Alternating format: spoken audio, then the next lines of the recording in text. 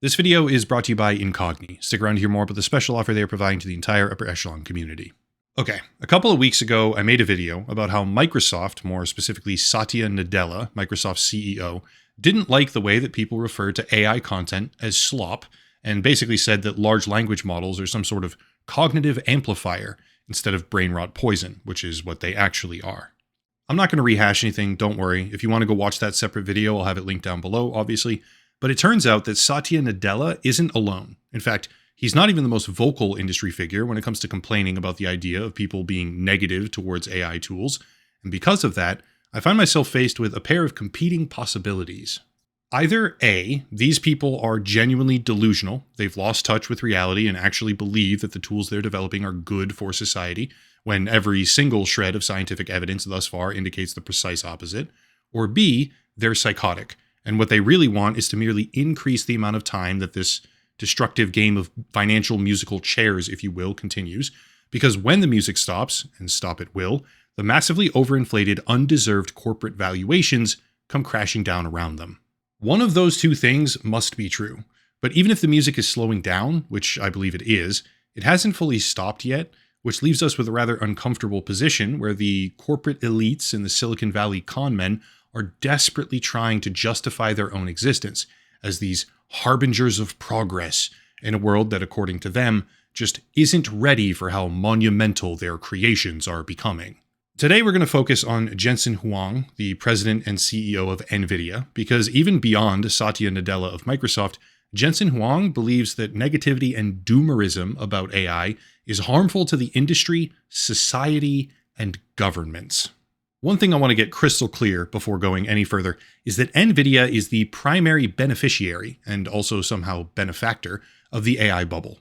Nvidia manufactures high-performance computer chips, most prominently GPUs, and those GPUs are being snapped up by AI companies as fast as humanly possible. This obviously increases Nvidia's bottom line revenue as a result of demand, but it doesn't stop there, because they also turn right around, investing tens of billions or hundreds of billions of dollars into the companies that are buying all of their chips. It's really just a big incestuous corporate circle. OpenAI buys hardware from Nvidia and simultaneously pledges multi-$100 billion deals with Oracle. Meanwhile, Oracle also buys chips from Nvidia, as Nvidia turns around and dumps $100 billion back into OpenAI. It's a giant unsustainable bubble. Full stop.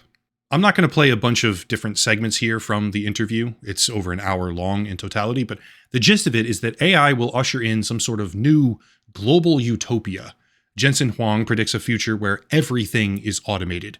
Billions of robots encompassing practically every single industry, so much so that a brand new global economy emerges centered exclusively on repairing all of these bots.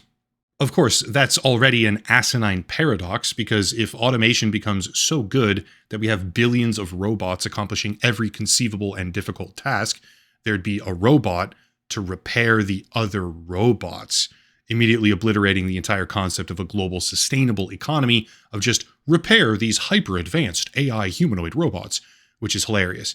But if you really sit down and listen to this thing, the guy is completely unhinged. In his own words, quote, "I think we've done a lot of damage with well-respected people who have painted a doomer narrative, end-of-the-world narrative, science fiction narrative, and I appreciate that many of us grew up and enjoyed science fiction, but it's not helpful. It's not helpful to people. It's not helpful to the industry. It's not helpful to society. It's not helpful to the governments," end quote. And just in case the point doesn't quite resonate with everyone yet, I'll translate that into honest English, because what he means is that it's not helpful for him as the, I think, 6th richest person in the world now, and most importantly, it's not helpful to the gross overvaluation of his company. On a side note, 2026 is here, and that means a fresh wave of New Year's resolutions, which can be everything from exercise more and eat healthy, all the way to protect my data from the bad people. If that second one happens to be on your list, then BeInG, today's video sponsor, is here to help with that. Companies keep and store your personal information constantly, for a lot of reasons. But when they do this, it increases the risk of data breaches, identity theft, all sorts of unwanted spam, and much more. That's where BeInG comes in. Pretty simple process. Sign up for the website, give them legal permission to work on your behalf, and then let them know what they'll be having removed. After that, they contact data brokers, of which there are hundreds, and they do it. Additionally, a core aspect of the service now is the ability to submit takedown requests. Everybody's probably Googled their own name before and found their information on a website where it shouldn't be. But when that happens, you can now submit the URL to Incogni, and they'll attempt to get the info taken down for you. Doing this on your own is a complete hassle. Contacting the legal departments for that many companies and fighting them every step of the way, it's a chore, and it's also time intensive. Incogni now offers you the option of finding where your information is displayed and then submitting the link to them, after which they execute the process and force results, which means less ability for the people that you don't want finding you to actually go and find you. Using the link down below in the description and code Echelon at checkout, you can get 60% off an annual subscription to Incogni. Again, link down below and promo code Echelon for 60% off your subscription. Big thank you to Incogni for sponsoring the channel. Okay, back to it. Let's take a short look at the most rapidly advancing boots-on-the-ground applications for generative AI, shall we? Okay, yeah, let's do it. Number one is obviously StOp. Low-quality garbage, audio-visual text, permeating the online world, infecting every crevice and corner of the digital ecosystem. But there's kind of a ceiling on that. The quality of dumb AI slop only goes so high. It's a lot like video games in that regard. You can get closer and closer and closer to hyper-realism, but the gains eventually become somewhat marginal. Even still, hyper-realism, as well as anything even remotely close to it, carries a lot of risks that can fundamentally destroy a digital ecosystem. AI has now crossed a threshold where it's able to realistically fabricate video. Not just the garbage and the slop, it can real-time augment a live stream, or like a video call between two people, or a recording, anything like that. It can augment that into something else. We're talking scams, identity theft, impersonation, all sorts of illicit applications. Because the capability to look like anyone realistically at any time and fool the person on the other end of the screen, ignoring things like pranks or humor, which is an extremely small subset of use regardless, the ability to fabricate real-time images like that becomes massively profitable when used for deception. The damage that AI is now dealing, which will continue escalating by the way, is so far above any conceivable benefit it boggles the mind. And yet when you turn around and start looking for benefits, you basically come up empty. Anecdotes are obviously easy. AI fans often talk about productivity, a concept I completely debunked in the prior video. But examples of broadly applicable benefit, I'm not seeing them anywhere. And yet every time there's a notable advancement in the world of generative language models, the drawbacks are immediately prominent. Let me just take a step back from the hyperbole and the opinion, okay? Speaking at Davos, the World Economic Forum, on stage with Larry Fink of all people, Jensen Huang said this: I just want to play it, and then I'll raise an itty-bitty little concern of mine. So what I'm hearing is we're far from an AI bubble. The question is, are we investing enough? Let's turn it around, because there's so many people talking about a bubble, but the question is, what I'm hearing from you is, are we investing enough to do what we need to do to broaden the global economy? The AI bubble comes about because the investments are large. And the investments are large because we have to build the infrastructure necessary for all of the layers of AI above it. And so I think the opportunity is really quite extraordinary, and everybody ought to get involved. Everybody ought to get engaged. Think about any previous financial bubble in practically all of human history right now. Now think about the primary beneficiaries and the benefactors of that bubble. Think about the people who made billions upon billions of dollars, and then think about how they would have probably described it at the time of the bubble. Not even probably, okay? Think about how the snake oil salesman described the snake oil, and then compare it to the way that Jensen Huang is speaking. The bubble is because the investments are large, because we have to build infrastructure, so I think the opportunity is extraordinary and everybody ought to get involved. He actually goes on to talk about how we need a whole bunch of new trade skill workers to make the infrastructure for his amazing creations, and basically just leans into the idea of a cartoon finance villain.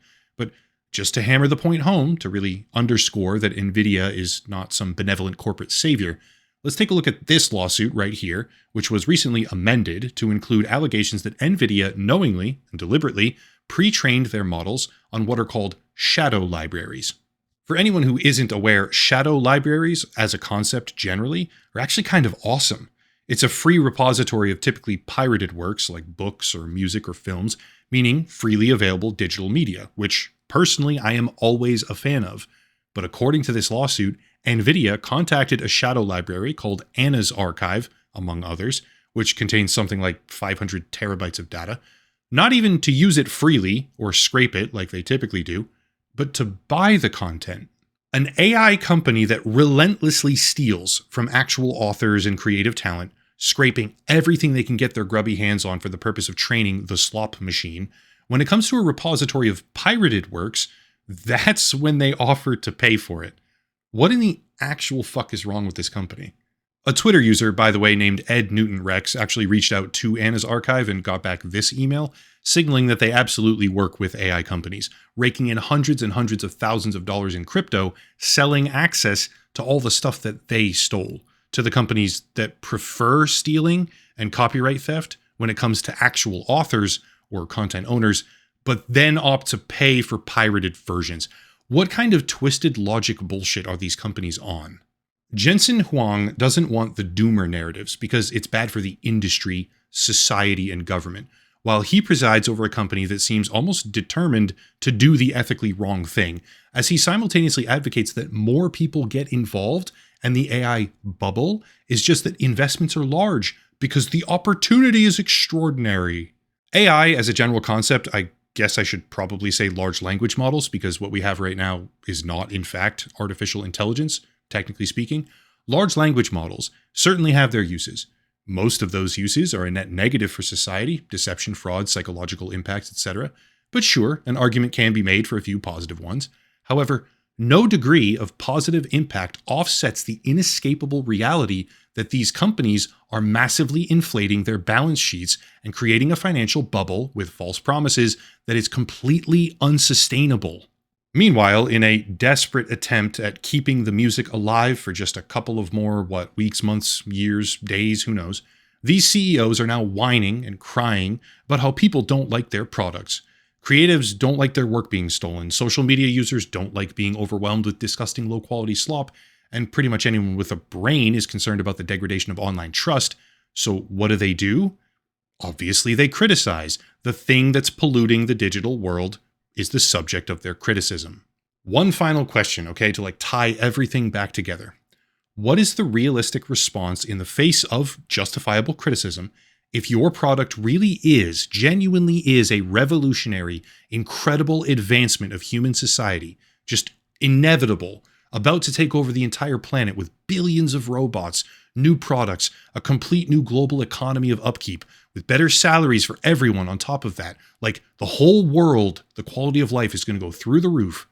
What do you do when that product is criticized? Do you A, laugh, continue working on it, and fully understand that the criticism genuinely means nothing?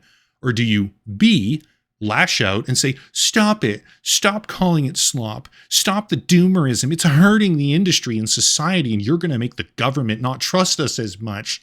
Which one sounds more like a realistic response when the product is real? And which one sounds like the response you would more probably give when the promises you made are lies and garbage? I'll just leave that one for all of you to decide. Anyway, Nvidia is a delusional company run by a delusional billionaire with delusions of grandeur. That's it. If you want to support the channel, check out the links down below. The video sponsor, of course, locals and Patreon, channel memberships, special deals, and more. But I'll cut it there and stop rambling. As always, thank you all for watching. Question everything, and have a nice night.